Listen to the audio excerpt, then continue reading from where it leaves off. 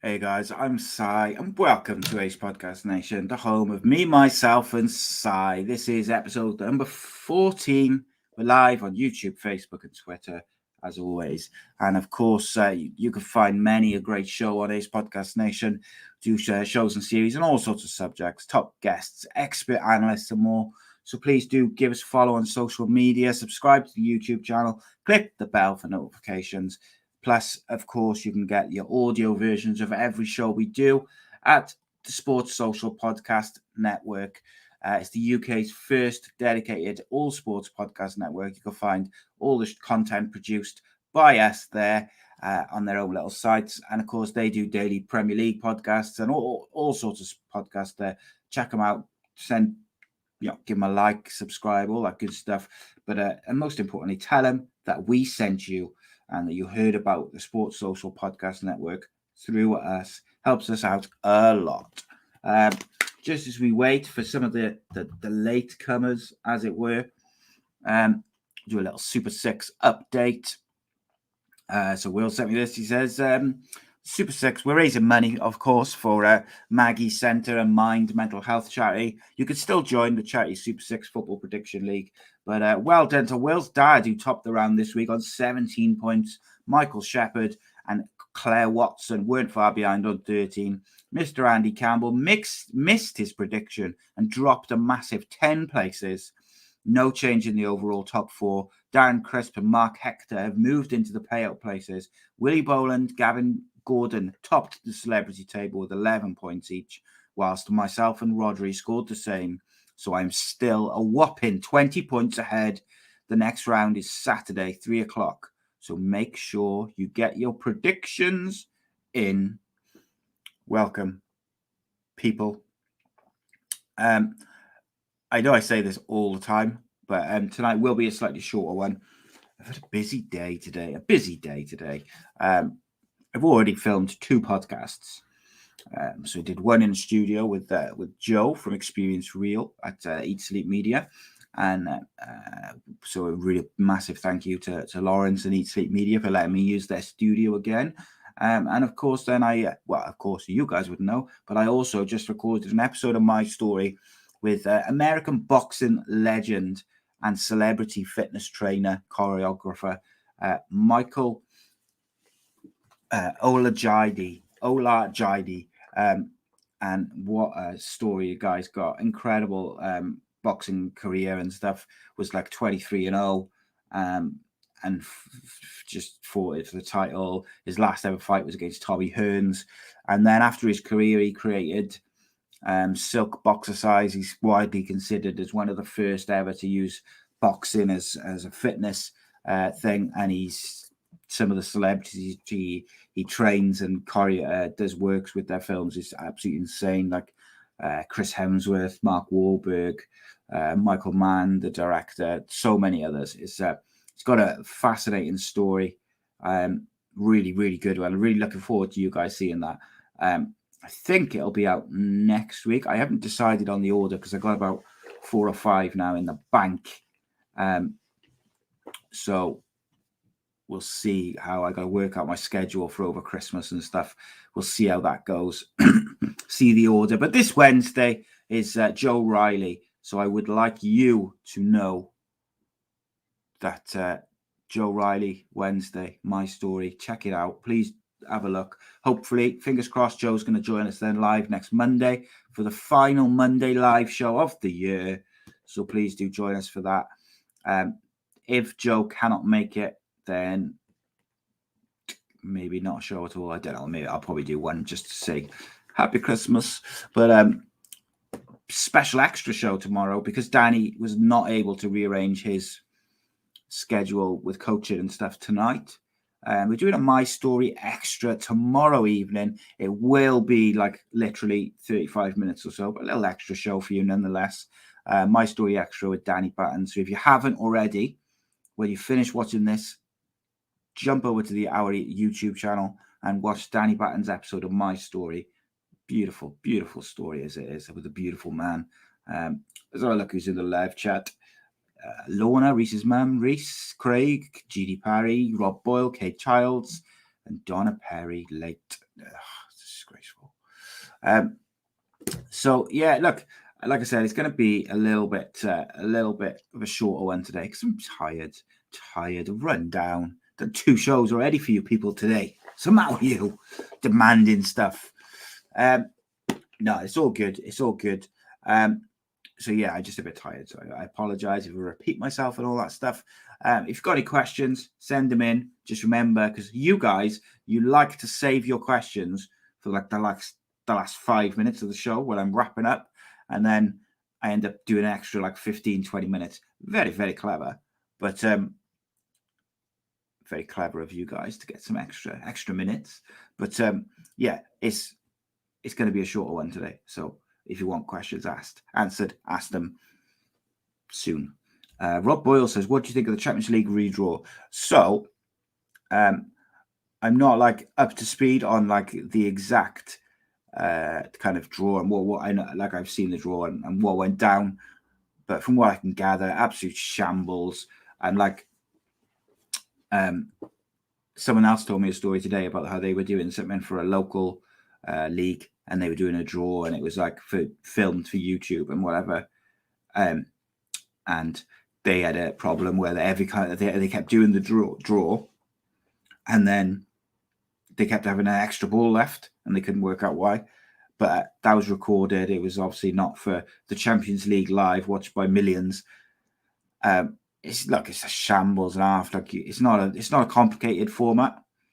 And Man United I think it got drawn against Villarreal at first, and they've already obviously played each other in the group stage, so they weren't supposed to be in the same ball. I think one thing it does do is it does make you wonder, like if there's anything shady about these draws in with UEFA and FIFA, because it shouldn't have been able to happen. Just quite simply, it shouldn't have been possible. So it's just weird. It's just weird. But of course, they had to declare it void and redo it because United had been in the group stage with Villarreal, so like you couldn't not do it. Chelsea, what a wonder struck to finish second, because they avoided all the big boys really. Because they couldn't get drawn against British teams. It was like I think they could get drawn against like Lille, Madrid, or one other. So like, and I think it was Salzburg maybe. So like they would have been so happy, Chelsea, as long as they avoided Madrid. Beautiful. They were well happy. I think Liverpool will be happy. Get Inter Milan, they should beat them pretty comfortably. I think Chelsea should win comfortably. United, I think, have got probably the toughest draw. Atletico Madrid. I don't think Atletico are quite what they were a few years back, but they're still very, very good, very organised. It's going to be an interesting to see how Ralph Rangnick approaches the Champions League, because he's. I'm going to talk about that in a bit, about these kind of new managers who've come in and had an impact. Is it time we start blaming the players, not the managers? I think I did question that before, but like, yeah, like these players, like, and I bring Cardiff in that as well. Like, I think Morrison's shown enough tactically and an impact that he's doing some all right stuff.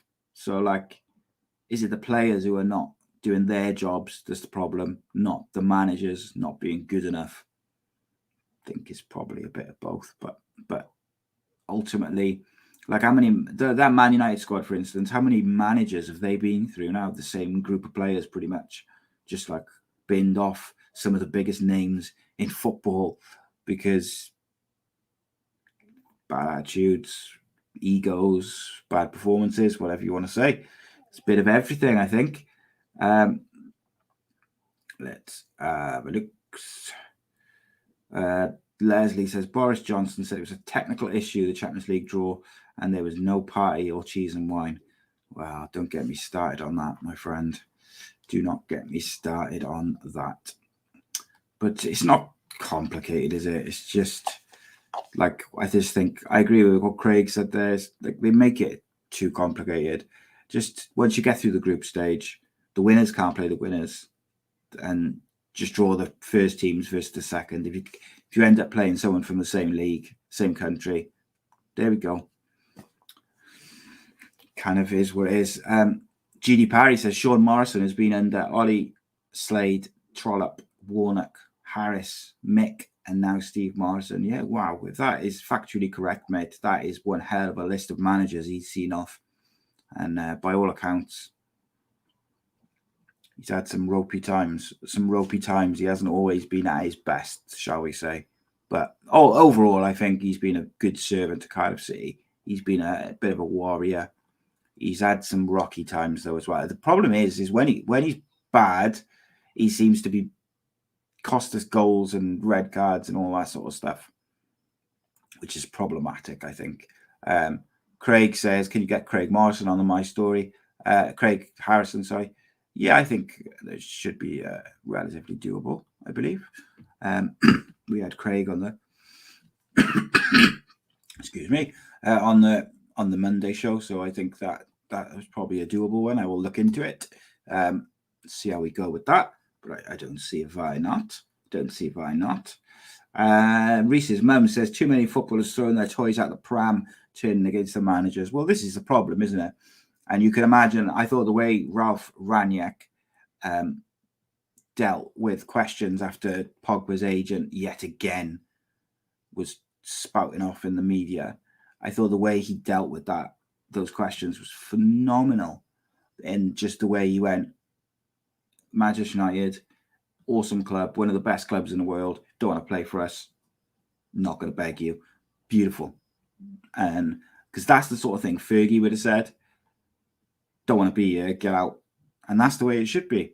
Too many teams are scared of looking and I say Man United particularly, they're scared of looking stupid by having to sell Pogba or him going on a free or whatever.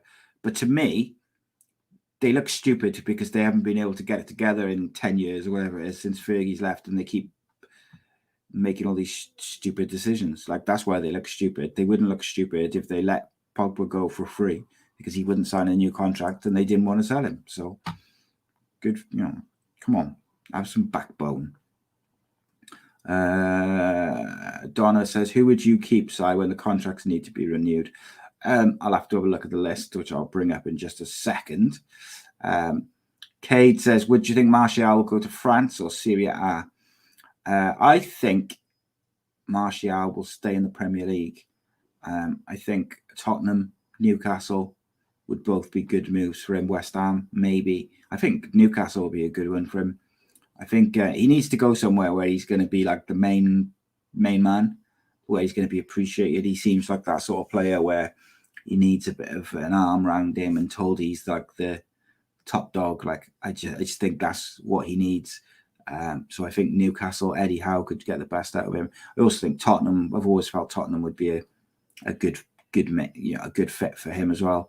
I thought actually in the summer Tottenham should have cashed in on Harry Kane, and they should have seen if there was any interest to get a bit of money for, money plus Lingard and Martial for Kane, because you can't tell me Spurs wouldn't be better off now if they had a bit of money to spend and Jesse Lingard and Anthony Martial in their squad instead of Harry Kane, who just maybe he'll get going soon enough.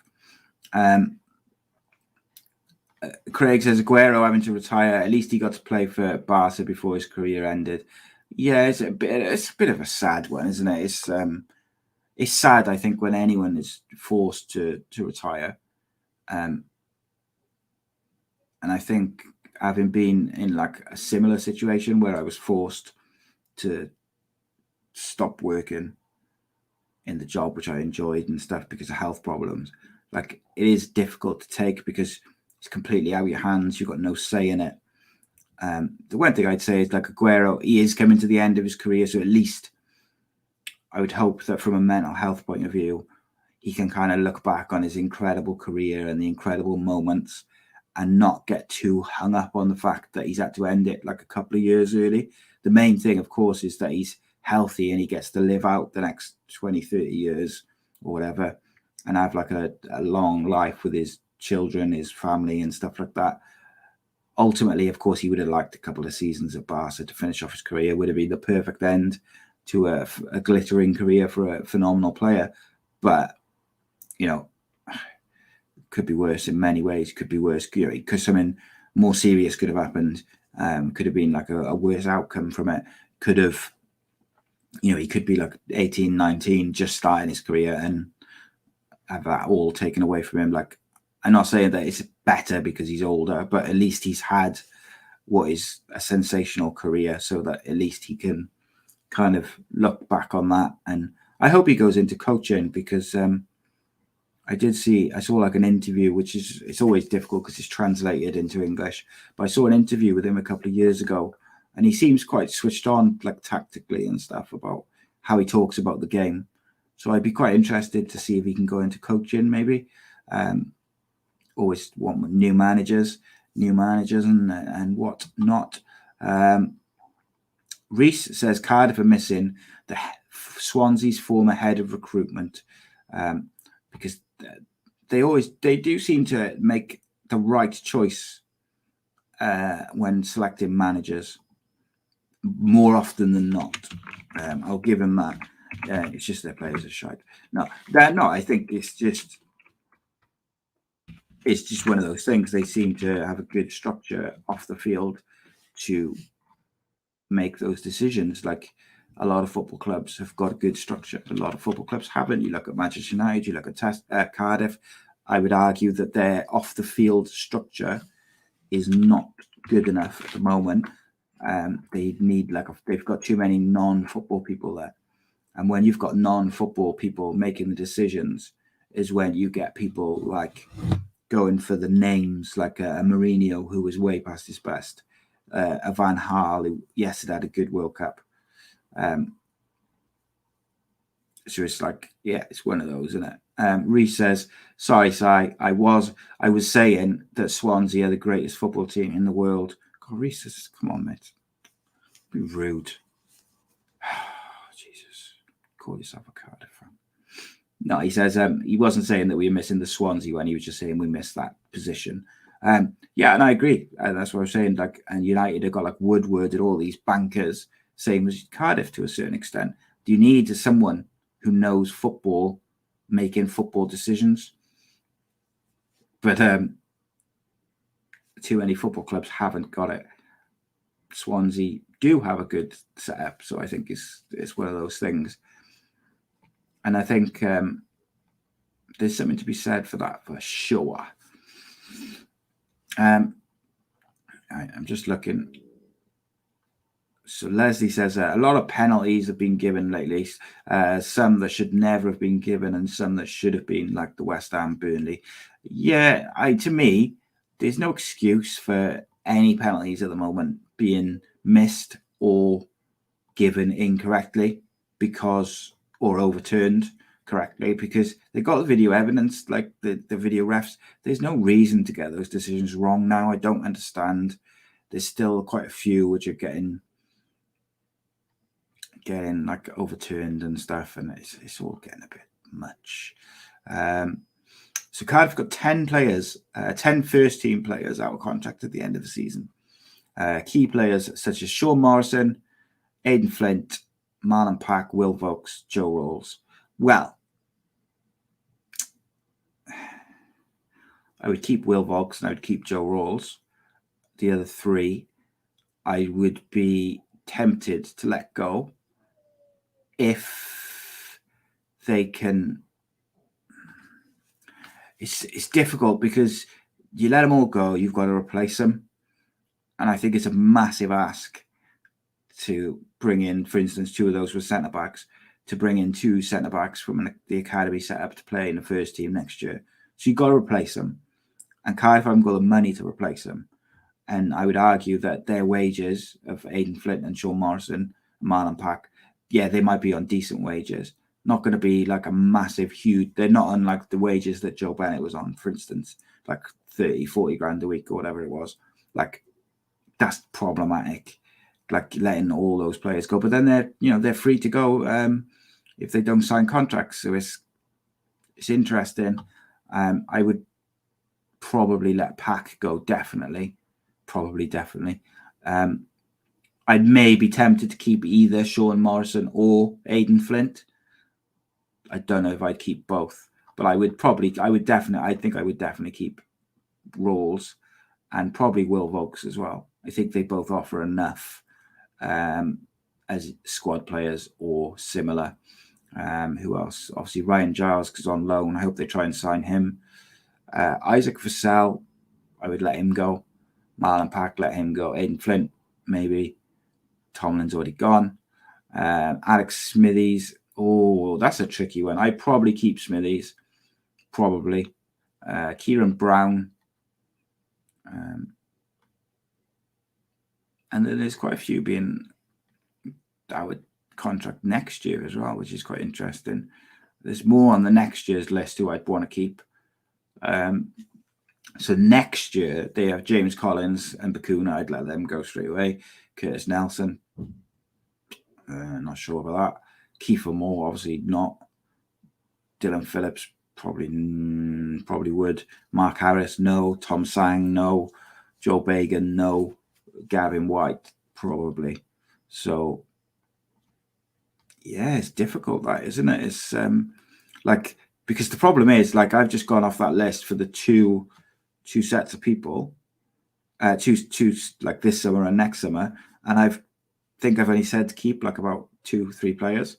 So you can't do that because we haven't got the money to replace them unless you are going to do what I said a while ago, which was you say to whoever the new manager is going to be, don't worry about being relegated. Just get us playing decent football, bring a bit of passion back, etc., and go from there. And then you can maybe bring in a load of more of the academy players, replace all those players, just get rid of pretty much all of those players I mentioned, bring in their equivalents in the academy and the best players from the academy, and then do a little bit of wheeling and dealing, because your wage bill would be so small because all the academy players are on not very much at all, that you could maybe do a bit of wheeling and dealing, get some experience in and around them. Vassell, I'd not have him at all. I've not been impressed. He's been unlucky with injuries. Joe Rolls, Donna says Joe Rolls and Alex Smithies would keep. But I think Reese says Smithies rumored to be on 30 grand a week. Yeah, if he'd accept a pay cut, I'd keep him. If not, he's not worth 30 grand a week. There's keepers around that you could get for less.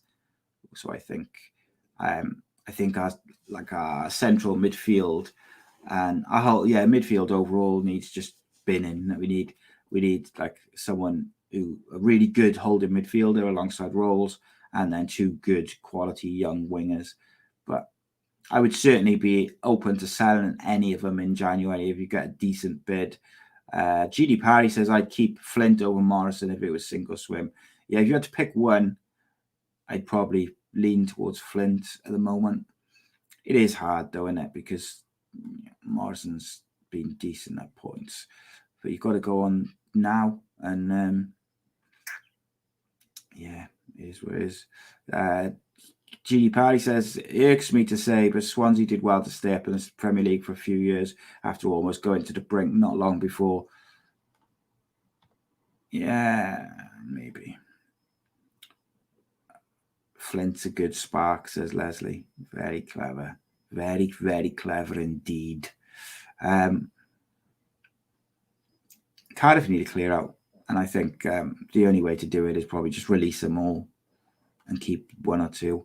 Because they need so many players. The easiest, most effective way to do it is probably going to be to release the majority of those players on the list and keep, the minimal few. I think that's going to be the most effective way to do it. Release a load of them, get the best of the academy in the first team squad, give the new manager 2 to 3 years, and then try and do a bit of wheeling and dealing and get some heart and soul back in the football club. I think that's a big thing. I think football generally, people are sick of the soulless nature of football. And I think ultimately people are I'd rather see the academy boys play week in, week out, because at least they give a shit and at least they care and they care about the football club, and a lot of them are from the local area. And like, maybe fans of other clubs will be able to tell me differently, but from a Cardiff point of view, I very much feel like that I'd rather see a load of academy players in there who care than a load of overpaid people who just do not seem to give a flying, what's it called? Too many footballers in this day and age don't care about the football clubs they're playing for.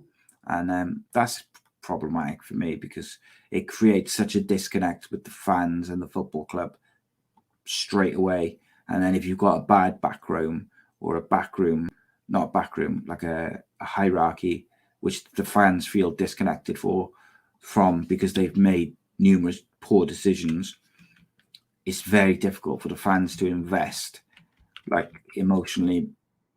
Of course, you've got your long-term investment and you followed your football club all the time, but there is a disconnect between fans and football at the moment. And I think post-COVID, that's even more so, where people have got into the habit of not going and watching their teams on TV. You only got to look at Cardiff's attendances to see that people are not going back in their droves like many thought they would. And you need to find some sort of way to kickstart that. It would, having a group of players who genuinely care, help kickstart that? I think so. You'd certainly get the most vocal fans there. Cade Child says, "Si, you look tired. You'll sleep like a baby tonight.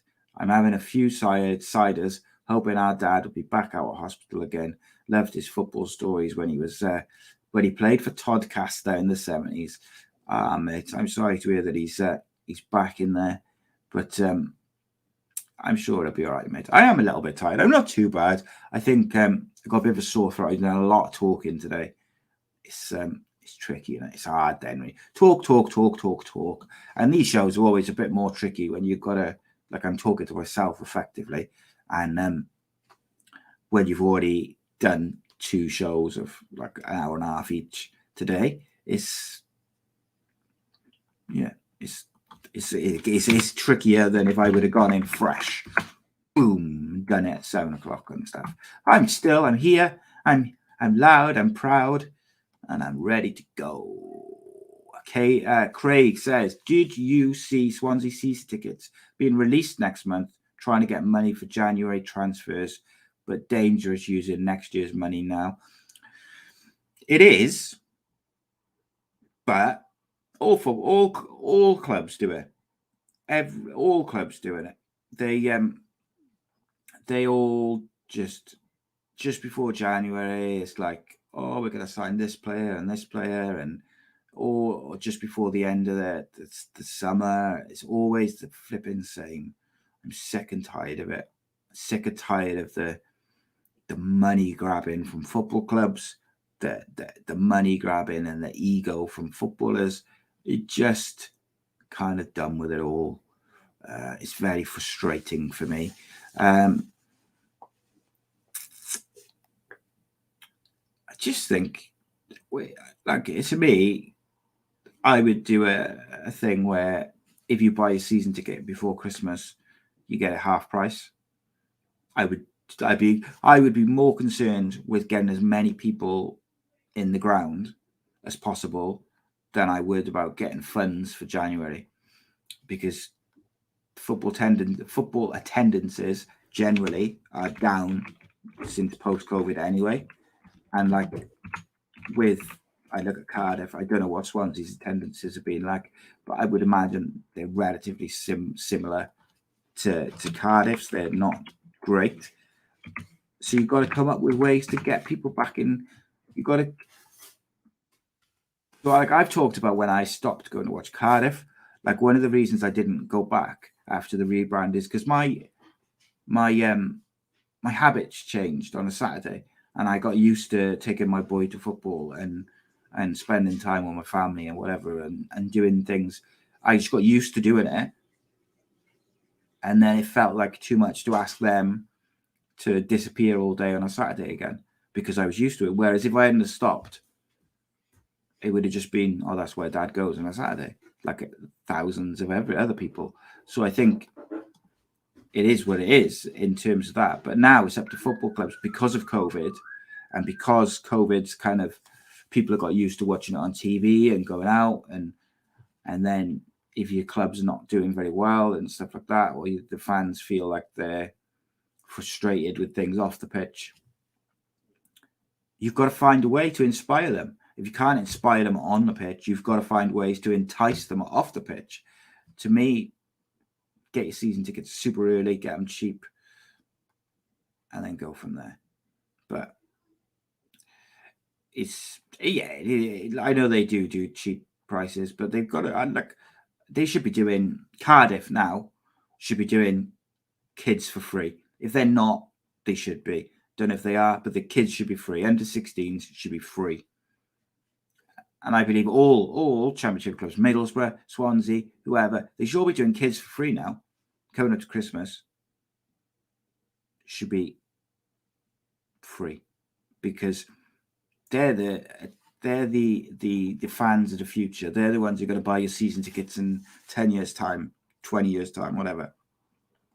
And I see so many kids now who play football, but they don't watch it. Like my kids, all of them, all three of them, well, the two which really like football. One of them, 17, like, he doesn't watch football. He loves playing it. He's good at it. Doesn't watch any football at all. Like, that's a massive disconnect. And I feel like there's a lot of kids like that. Of course, for every kid like that, you've got kids who have been taken by their parents from a young age, so they're used to going to watch live games. There is, of course, those kids. But there's also a big group of kids who don't watch football.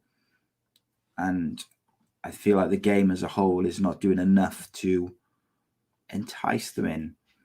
Let's have a look. I was trying to find and see if what the average post-COVID championship attendance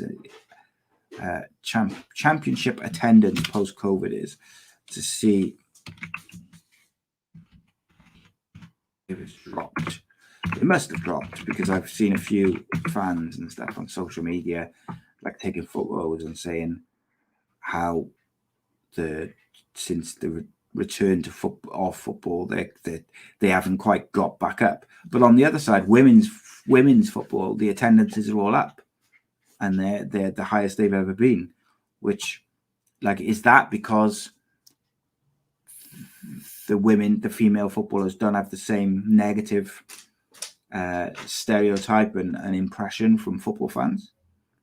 I think that's very possible, that people don't associate the same things that they associate with male footballers, like ego, money grabbing, selfishness, all these different things that we've talked about over the various shows. Like, you don't associate those with female footballers. So maybe, I know a few people who've switched over. Like, I know a lot of people who used to go to Cardiff, now they've gone watch Welsh League football because they prefer the atmosphere. You can have a beer and in the ground and stuff like that, and it's like a social thing. So, like, I don't know, it's interesting conversation. Let's have a look. Reese says, sure, my mate said before, in Germany, not only are the season tickets silly cheap, but you can use them for train to get to the stadium. Mate, I've been banging that drum for years, that if you included some sort of free travel, like train travel for home fans from local areas or certain areas, you would automatically get a bigger attendance. Because what people forget, and I think what people particularly in charge of football clubs and the FA and on their $100,000 a year jobs and stuff, what they forget is it's not just the ticket. So if you've got a season ticket, great. It's not just that, though. It's not just the price of a ticket, 20 quid and then tenner for a kid or whatever. It's, you take your kid, you've got to get there, so buy either petrol or pay for parking, then tenner or train fare. You've got to get food for your children. You take more than one kid, you're looking at 100 quid easy for a day at the football. not everybody, and I think particularly post-COVID, like it's done a number on people, self-employed people, businesses, things like this, and people who lost jobs. Like asking them to spend 100 quid plus on a Saturday to go watch football, people can't do it, especially coming up to Christmas and stuff. But just generally, like it's a lot of money to ask people to spend, especially if the football's crap. Like it's brutal. So clubs, in my opinion, it's up to them to try and find a way to entice those fans to keep coming or to come back, and to make it fun, to make it good, to make it affordable. And they just don't, because they don't care. GD Paris says, prior to the lockdown, Cardiff sold 5 games, sold 5 game tickets, which would help a few more down who can't afford a full season. Yeah, things like that, mate, I think is quality ideas. GD Parry again, and he followed up. So went to Southampton in 2006. The match tickets actually had in and out bus tickets too. So if you were parked outside the city, you could get in there sharpish. There you go, like it. Reese just found this. He says, unreserved standing sections with cheaper tickets are a key feature of every Bundesliga ground. Local transport to and from the stadium is included in the price of every match day ticket. Intercity travel on high-speed ICE or IC trains, however, is not. So don't get caught out. Alcohol is also permitted, and you're technically free to drink as much Pilsner, Heils, Alt, or Kolsch beer as you want, even in view of the pitch, although the sportsman takes absolutely no responsibility. Yeah, interesting, mate, isn't it? Because I think one of the big grumbles for football fans is if you go to the rugby, you can drink. Personally, and maybe this will annoy some people, I don't know. Like, I don't actually think drinking in the stadium is that big a thing anymore. People are used to it. If anything, I think they should ban drinking in rugby stadiums. Like, I've again seen some horror stories from the rugby in this autumn of people, like kids, and there's like a woman was like spewed up on by some guy who'd been on the piss all day. Like, I don't think it's much to ask to have a few beers before the football. If you want to have a beer then at halftime, have a beer at halftime. I don't know if you need to drink during the game. I don't know. Don't know how I feel about it, because I know when I used to go regular, it did annoy me. So maybe it's more that I'm out of the loop. I don't know. But maybe it's an age thing as well. Maybe I've kind of just gone past the all-day drinking stage. Couldn't do it anymore, I don't think. I think that's... Don't even get a discount in the Cardiff City shop, says Donna. They've introduced a reward system, which is far too complicated. Yeah, there's like all sorts of just ridiculousness, isn't there? Like, how can you not even get a discount for getting a season ticket? That's unreal. Donna also says she reckons the attendance would be like 12,000 if they didn't include all the season ticket sales. Yeah. And how many of those season ticket holders are not even going to games at the moment? I'd be really interested to know that. Like, how many don't turn up? Because I've been offered a few tickets this season already, like just where people are not going for whatever reason. So there's always people who don't go, but they still include them in the attendance. I would love to know, like, how many people are really there at the moment. Craig says, yeah, Dortmund are really, really cheap. They basically say they could treble the price and still be cheap, but would only bring in a couple of mil. So rather than the fans be able to, they would rather the fans be able to afford it than bring in money to pay a few players. Well, that's the thing. Like, ultimately, maximum gates of attendance is what they bring, a couple of million a year. Like, in this day and age, that doesn't really do much in the Premier League and the Championship. Like, okay, Championship, and if in your Cardiff situation, I suppose 2 million a year is probably, it is a bit of a difference when you've got financial problems. And of course, it makes a massive difference to lower down the league But there's no reason why all those Premier League clubs are charging what they charge and not rewarding the football fans, because they don't need that money in the Premier League. There should be a rule, because in the Premier League, even if you just get promoted and you're a smaller club, like Brentford got a new stadium and all that, but like they've also got parachute payments for at least 3 years. Well, they've also got a lot of money for 3 years, shall I say, and if they were to go down, they've got the parachute payments. So it's like, why do the Premier League clubs, I think, should be forced to make their tickets more affordable and cheaper, because some of the prices in the Premier League matches are absolutely obscene. I think it's Arsenal who is the most expensive. If I remember correctly, there's a few others which shouldn't be at the top of that list, who are at the top of that list. Ticket prices, English Premier League 2021. So let's have a look.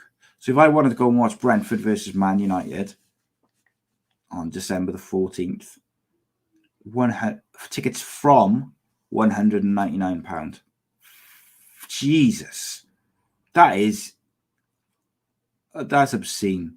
Honestly, that is disgusting. That's at Brentford, by the way, as well. That is absolutely ludicrous. Norwich versus Villa from 89 quid. But then you can go and watch Man City versus Leeds at Man City for 29 quid. That's more like it, isn't it? Brighton versus Wolves, 104 quid. Jesus. 106 quid to watch Burnley versus Watford. You think you're all right, to be honest. I think I'll keep my 100 quid. Jesus, that is ludicrous prices. That really is obscene. Arsenal prices seem to have come down, although if you want to watch Arsenal away at Norwich from £134, Norwich must be one of the more expensive clubs to go and watch them, because there was a couple of games there which were, that is obscene. I'm disgusted by that. I knew it was going to be high, but that was just obscene. Leslie says Middlesbrough charge shocking prices. People can't afford it. If they did, if they did it cheaper, they would get a much better, more fans, better atmosphere. 100%, mate. How much are the Middlesbrough tickets now? Like, if I wanted to go and watch Middlesbrough on Saturday, how much am I looking at? Tell me. The ticket site I was looking at was SeatPick, so I don't know if that's like a fair reflection of the ticket prices, but I just wanted somewhere which would give me like a list of all of the different things. Obscene. So Leslie says, yeah, who can afford to watch 134 game season and then teams deserve to be relegated? Yeah, that's the thing, isn't it? It's a long old season with the cup games and everything. It's Kate says, have a look at League. Is that League 1 or League 2? Did you say that? League 1. League 2 ticket. GD Parry says, look at League 2 ticket prices. Is this going to give me heart failure now then? This is going to real piss me off, I think. I think that's why you're asking me to look. League 2 ticket prices. So it's from 2017. Under 30 quid, all of them. So I don't know if that's the same now. How much is the price of a ticket? League 2. How much is League 2? So this is an article from B. That's a long time old. So we want to have a look at that. Let's have a look. Let's buy some tickets for Newport County. How much do we reckon then? Newport County gonna sell me some tickets for Newport County home tickets. Let's have a look. Could buy a half season ticket for Rodney Parade. Let's have a look. It always worries me when they don't put the price up until you click on it, and then okay. So we'll pick halfway line. So we'll pick halfway line. 158 quid for half a season ticket at Newport County. So what's that? That's like 300 quid a year, is it? I'd imagine, for a full ticket. How much is a season ticket for Cardiff? Someone tell me. Someone tell me that. I'd love to know. 158 quid to go and watch Newport for the rest of the season. I mean, don't get me wrong. Like, when you average it out and divide it between the games, yeah, it's much cheaper. It's still 158 quid for a League Two side. Yeah, what are they like? Football clubs are just not doing enough to entice fans back to the game and get their attendances up. Like, right, so like tickets, Cardiff versus Derby. I'm on a mission now. I want to see what the prices are. Cardiff versus Derby, corporate sales. No, not corporate. I'm gonna be in with the peeps. No, I gotta log in. I know I ain't got my password on this computer, so cannot look. Well. Shocked, I am. Shocked and upset is what I am. Right. God, no wonder people are going to watch. So kids' season tickets for Cardiff, Don says it's about 50 quid. That's all right. 50 quid for a season is acceptable. Craig says cheapest was 350 quid, I think, for the year. And I don't think it's obscene. Like, I don't think it's good. But I don't think it's completely like out of the like it's not. It's realistic, I guess, is probably the best term. To me, yeah, like Rob Boyle's hit the nail on the head. Premier League 20 quid should be. Premier League 20 quid, Championship 15, League 1 10, League 2 5, and something like that. Yeah, spot on, mate. That is what it should be. It's not, though. And that's why the attendances are suffering. And the problem will be is in 15 years when all these clubs have got no hardcore fans, and they'll be relying on people coming in like tourists, but like you're not going to get the tourists that a Man United or a Liverpool or a Man, whoever get that Cardiff aren't going to get that tourism. And look, and you're right there, Craig. Like that 350 quid for a season ticket at Cardiff, it's less than 15 quid a game. So when you work at it like that, it is good, but not everyone wants to part with 350 quid. Some people like to pick and choose their games. I get that as well. Just like, to me now, coming up to Christmas, kids should be going free. It's as simple as that for me. Like, yeah, not having it at all. Reese says, this is why I'm so baffled why the Women's Premier League doesn't change to a summer sport when Football League is over. Clubs like Airbus, TNS, Welsh Premier League, not Women's Premier League. Airbus, TNS, Port Talbot could probably draw in some decent crowds. Possibly, mate. Yeah, maybe. Not bad. Thinking outside the box. I like that. Barcelona, half stadium with that every game as there's no tourists, Craig says. Yeah, you're right there, mate.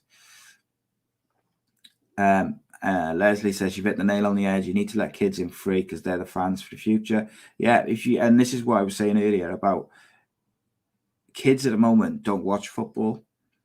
A lot of them. There's just a disconnect for whatever reason. They're things like YouTube and social media and all this other different stuff has meant that football's not what it was when we were growing up. Like when I was growing up, it's all I cared about was football. But that was because there was no Netflix and YouTube and social media and all these other different distractions that you get. So like they have to find a way to attract kids to the game, because if none of these kids grow into being hardcore football fans, you could end up in a real dire situation in 15, 20 years from now, because eventually us lot are going to get too old to go. What are you going to do then? You're going to have no fans. You got no fans.